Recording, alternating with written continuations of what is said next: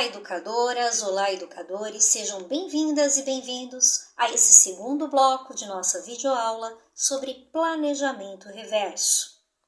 Nele, nós partilharemos duas simulações de práticas, isso é, dois relatos ficcionais intencionalmente criados para que a gente possa aqui aprender em conjunto sobre o ato de planejar.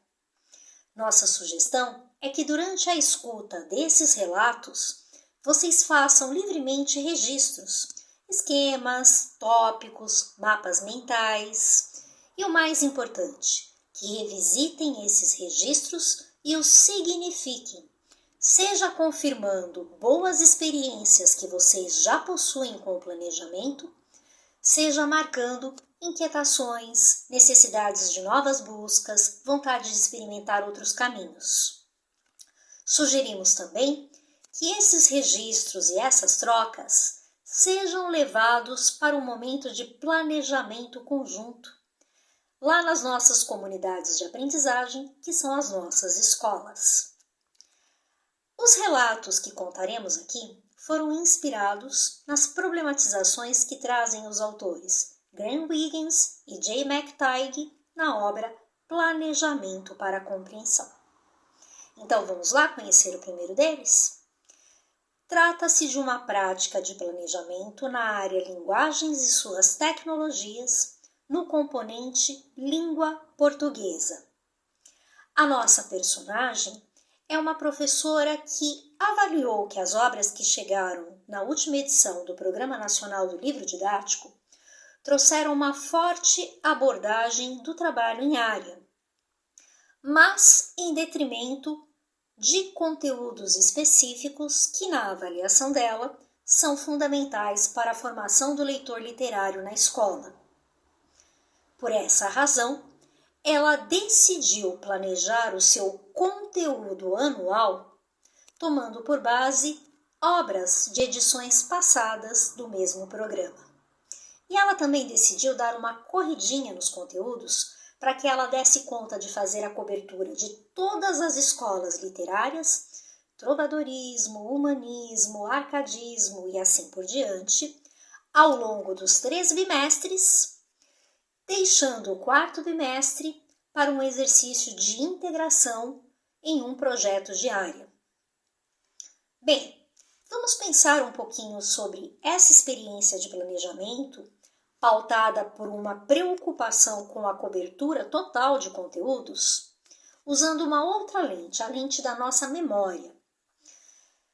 Quem esteve nos bancos escolares ao longo do ensino médio e experimentou esse modelo de ensino, um modelo bastante difundido pelos livros didáticos, deve estar se lembrando o quanto essas informações, o quanto esses discursos sobre a literatura não se traduziram necessariamente em boas experiências de leitura.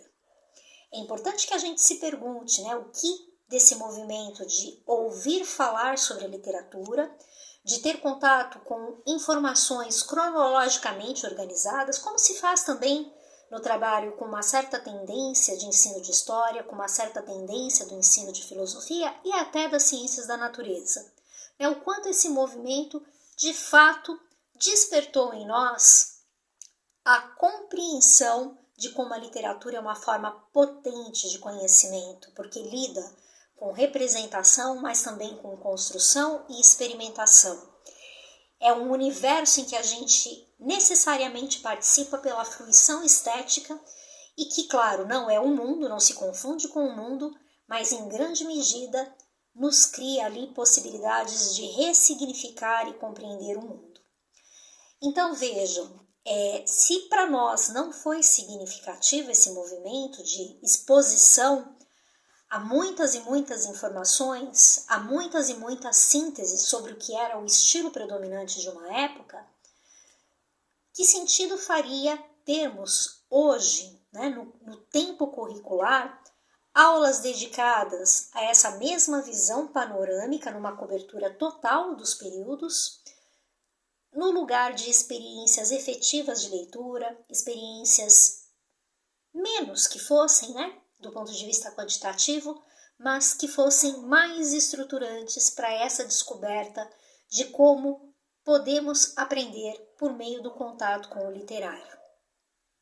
Acho que essa é uma boa discussão para termos no momento de trocas com os nossos colegas da área de linguagens e também levar ali para a gente pensar certa abordagem do ensino das ciências humanas e das ciências naturais.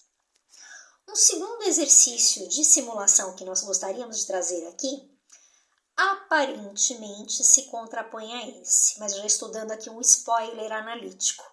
Então fiquem alertas e procurem refletir, por trás dessa aparente boa prática de planejamento, que, entre aspas, pecados podemos observar. E eu estou tomando emprestada a expressão pecados dos autores com os quais estamos dialogando e que vão trazer na introdução da obra os pecados capitais do planejamento. Então vamos à segunda simulação. Ela acontece na integração entre linguagens e suas tecnologias e ciências humanas e sociais aplicadas. As personagens e os personagens que estão aqui pautando o nosso relato, então os professores e as professoras dessas áreas, decidiram fazer uma atividade integrada por tema e escolheram o tema Combate ao Racismo. Para o desenvolvimento dessa atividade, eles decidiram que os estudantes e as estudantes fariam a leitura do romance contemporâneo O Avesso da Pele, de Jefferson Tenório, e que depois eles participariam de um conjunto de seminários para discutir as leituras que fizeram. Em grupos de trabalho, os estudantes e as estudantes também precisariam analisar imagens estereotipadas em produções audiovisuais e, por fim, responderiam a questões dissertativas mostrando a compreensão que tiveram do romance. Bom, todo mundo com a boa pulguinha atrás da orelha, não é? Como é que uma abordagem assim que dialoga com metodologias ativas, tem o estudante no centro do processo, é diversificada em suas estratégias, concorre para os multiletramentos, pode ter algum pecado? Pois bem, no relato que eu trouxe aqui desse planejamento, em nenhum momento eu sinalizei quais são as expectativas de aprendizagem que os educadores e as educadoras envolvidos nessa atividade assumiram, ou seja, quais são seus propósitos pedagógicos, quais são suas intencionalidades, que aprendizagens eles querem desenvolver, que evidências dessas aprendizagens eles esperam que os estudantes e as estudantes demonstrem para que de fato eles possam intervir nas aprendizagens em processo. Se a gente não parte desses propósitos, fica muito difícil para o estudante e para a estudante significar o que eles vão vivenciar. E aí, a atividade acaba se confundindo com a aprendizagem. Para quem participa na condição de aluno ou aluna, fica a impressão de que basta o engajamento, ou seja, basta a realização da atividade de leitura ou a participação no seminário para que eu aprenda. Não há nenhuma chave de orientação para que esses estudantes tenham clareza do que é esperado no movimento de leitura. O que de fato eles devem analisar, observar, registrar. Qual é a compreensão esperada desse romance em relação ao tema norteador da atividade? Que conhecimentos eles precisam mobilizar durante a leitura? Como é que eles vão comunicar que construíram esses conhecimentos, que mobilizaram esses conhecimentos, como é que eles vão trocar essas construções com os outros? E como vão aplicar toda essa aprendizagem construída? Então, sem que haja esses propósitos previamente definidos, fica muito difícil dizer se a atividade foi eficaz quanto às aprendizagens esperadas e fica muito difícil observar o que de fato a moçada está ou não aprendendo. Bom, claro que durante uma leitura você sempre aprende, é impossível você não sair com aprendizagens, mas isso é muito diferente do movimento intencional, reflexivo, focado, que a mediação de aprendizagens bem planejadas pode gerar.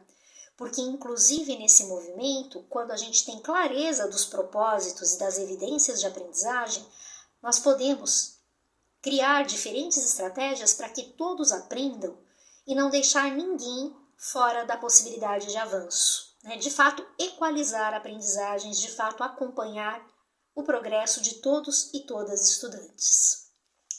Então vejam que as duas simulações, embora sejam aparentemente muito diversas, porque uma está pautada pela cobertura total do conteúdo e outra está pautada em atividades que, claro, são mais engajadoras, são mais mobilizadoras, mas as duas cometem exatamente o que os autores chamam de pecado capital, de não partir dos propósitos, de não partir das expectativas de aprendizagem, de não elencar as evidências de aprendizagem e, o mais importante, de pactuar isso tudo previamente com os meninos e as meninas que farão esse percurso para que eles possam exercer com metacognição, com criticidade, todas as etapas previstas das atividades.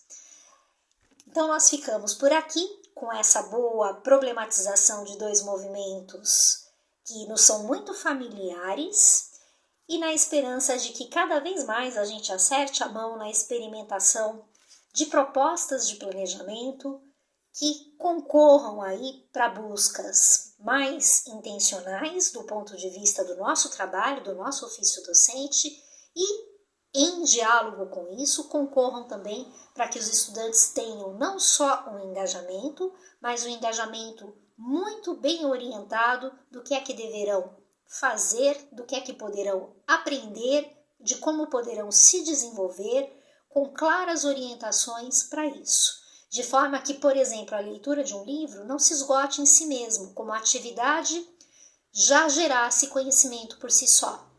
Mas não, que ela tenha propósitos claros, propósitos muito bem negociados, muito bem pactuados, muito bem orientados, alcançando todo o potencial de aprendizagem que um bom movimento de leitura partilhada pode ter.